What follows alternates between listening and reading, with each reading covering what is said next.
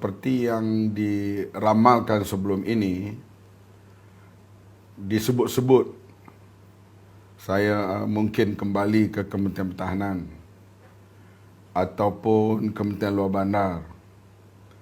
Tetapi akhirnya Perdana Menteri memberi tugas kepada saya di Kementerian Pertanian dan Keterjaminan Makanan. Satu kementerian yang penting kerana ia mengendalikan terutama kehidupan harian rakyat, terutama sekali makan dan makanan. Kita tahu rakyat ini dia memerlukan kepada 3 perkara secara umum yang disebut selalu roti kapadia aur makan, iaitu makanan, pakaian dan tempat tinggal. Jadi makanan itu diletakkan yang pertama. Berada di kementerian ini, saya memanglah itu kementerian yang baru bagi saya, tetapi kita biasa hidup sebagai seorang petani dan kegemaran saya mencari ikan, menjala ikan, mengikut orang ke laut menangkap ikan dan juga ke hutan. Itu adalah jalanan hidup kita. Jadi bila jadi menteri yang menjaga hal itu, ia satu perkara yang khusus. Memang siapapun tidak ada pengalaman awal. Hari pertama sampai ke hari ini, saya masih menerima taklimat-taklimat daripada pegawai-pegawai tinggi di kementerian, daripada KSU sampailah ke berbagai peringkat. Alhamdulillah, kerjasama mereka berikan amat membanggakan saya.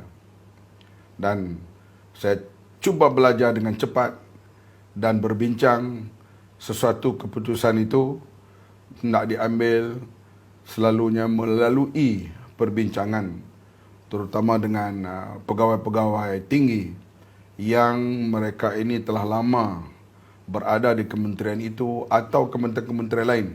Saya akan berhubung, interaksi dengan mereka serapat dan seakrab yang mungkin untuk membina masa depan, terutama sekali kecukupan makanan yang diletakkan di bahu kementerian ini. Tentulah bersama juga dengan kementerian lain. Polisi saya ataupun apa yang saya buat dan saya pegang, apa saja kebaikan yang dilakukan oleh pemerintah sebelum ini, ia akan disambung kalau ianya baik. Kalau ada kelemahan, di sana sini kita cuba baiki dan membuat improvement. Sebab kita tahu masalah makanan, misalnya masalah menjaga pemakanan yang cukup, sama ada ikan, sayur, daging, ayam, telur, tepung, beras, dan semuanya itu dia fluctuate. Dia adalah benda yang sentiasa berubah. Oleh itu, kalaulah kita kata, hal ikan boleh selesai 6 bulan lagi. Tidak. Hal beras akan selesai pada tahun depan. Mungkin ya, mungkin tidak. Artinya, ia datang dan pergi, cuma pihak kementerian ini sentiasa alert dan sentiasa mengambil berat dan mendapatkan maklumat-maklumat awal supaya kita cuba mengatasinya sebaik mungkin. Contohnya, bila kita masuk kementerian di hari pertama, orang bertanya hal telur. Sudah tentulah apa yang kita masuk hari pertama itu warisi pemerintah dan pengusaha sebelum itu. Tapi kita kena mengambil tanggungjawab. Alhamdulillah, dengan begitu pantas, setelah berunding dengan Perdana Menteri, dan Perdana Menteri bersetuju supaya untuk mengatasi kekurangan bekalan buat sementara ini, perlu ada import. Telur yang diimport daripada luar. Selalunya nak import satu barang makanan ini dia mengambil masa. Kadang-kadang sebulan, 2 bulan, sebab Malaysia di antara negeri yang begitu teliti soal import makanan ini, terutama di sudut virus atau flu atau apa-apa penyakit. Sebab itu kita ada satu makis dipanggil yang menjaga kawalan mutu barang makanan yang diimport berada di beberapa tempat khasnya di sempadan negara kita. Tetapi kita bertuah kali ini kerana pihak pengusaha itu mendapatkan telur di India. Kebetulan tempat yang nak diambil telur itu, mereka juga supply telur itu ke Qatar untuk menerima kehadiran jutaan orang ke Qatar yang memerlukan banyak telur untuk dimakan oleh atlet dan juga orang ramai. Maka proses veterina itu cepat. Dan bila sampai saja di lapangan terbang, pihak veterina membuat ujian, segera didapati lulus. Ini satu tuah lah. Jaranglah kita nak dapat satu barang import ni begitu cepat diselesaikan. Dan saya berterima kasih kepada terutama sekali pihak veterina yang bertindak pantas dalam menghubungi pihak pengeluar di India dan juga bertindak pantas semasa telur itu datang di airport.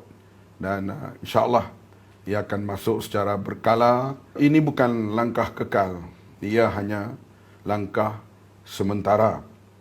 Perundingan dengan pengusaha-pengusaha pertanian dalam hal ayam dan telur akan diteruskan dari masa ke semasa. Kita mahu supaya rakyat mendapat bekalan telur dengan harga yang setimpal, harga yang sederhana, dan juga pengusaha telur juga tidak rugi dalam usaha mereka. Sebab siapa pun takkan membuat satu usaha atau satu produk yang rugi. Kementerian adalah sebagai balance dalam hal ini, iaitu kita mahu penternak tidak rugi, kita juga mahu rakyat mendapat bekalan yang harga yang setimpal. Memang harga ini dikawal oleh Kementerian KPDNK, tetapi kalau telur itu atau ayam atau ikan atau semuanya berada dalam pasaran yang agak banyak, maka bolehlah harga itu dapat dikawal dengan lebih baik. Satu perkara yang saya mendengar taklimat dan bertemu dengan pegawai-pegawai, masalah penangkapan ikan di laut agak tidak begitu lumayan seperti dulu. Artinya tidak banyak.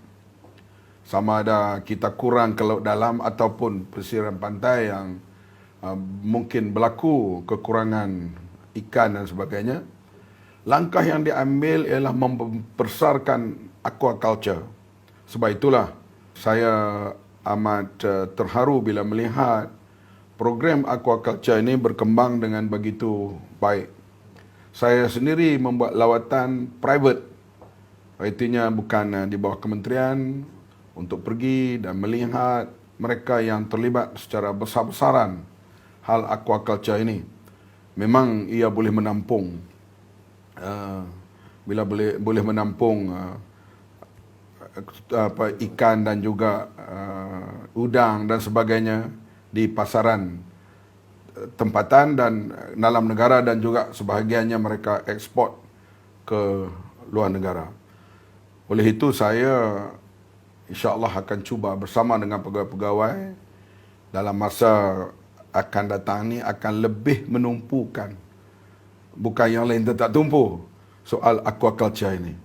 Kerana ia boleh mewujudkan ramai pekerjaan, dan juga pengusaha juga yang buat itu boleh mencapai keuntungan, dan kita boleh stabilkan sedikit harga ikan, harga udang dan sebagainya di pasaran.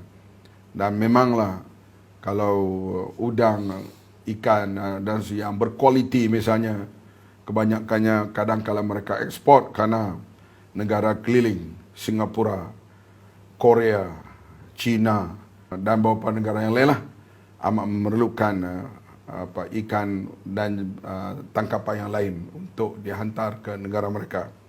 Di samping itu, kalau aquaculture kita tumpu dan kita besarkan, bersama dengan private sector, kita yakin kalau kekurangan ikan di laut dapat ditampung program aquaculture ni. Sebenarnya ikan laut juga, kalau misalnya sangkar yang diternak dalam laut seperti di Batu Kawan, Pulau Pinang secara besar-besaran. Saya yang cuba makan ikan-ikan tu, tak ada beza pun ikan yang bergerak bebas dibanding dengan sangkar yang berada dalam laut itu. Jadi aquaculture ini saya akan cuba bincang dengan pegawai-pegawai tinggi dan kita cuba berbincang juga dengan mereka yang nak melabur atau membesarkan soal aquaculture ini, kerana ia, saya kata tadi, satu memperbanyakkan bahan protein kepada rakyat, yang kedua mewujudkan pekerjaan. Sebab misalnya satu tempat ternak udang di Tawau itu, bila siap kolamnya lebih kurang 200 kolam, dia mewujudkan lebih 1000 pekerja. Dan juga ada juga pekerja-pekerja yang berteknologi saat nak mengendalikan alat-alat pertanian moden, dan itu perlu para graduan yang pandai dalam hal-hal teknologi dan sebagainya. Dan sekarang ni semua yang besar-besar ni dibuat secara smart farming, di mana kita memerlukan dan kita harap para mahasiswa dan juga mereka yang graduate tak lama lagi mereka juga akan terjun dalam bidang pertanian secara umum, kerana ia adalah satu perkara yang berkembang di dunia sekarang ini, termasuk di Malaysia. Ini yang menjadi tumpuan saya dan kementerian, saya haraplah pada masa akan datang.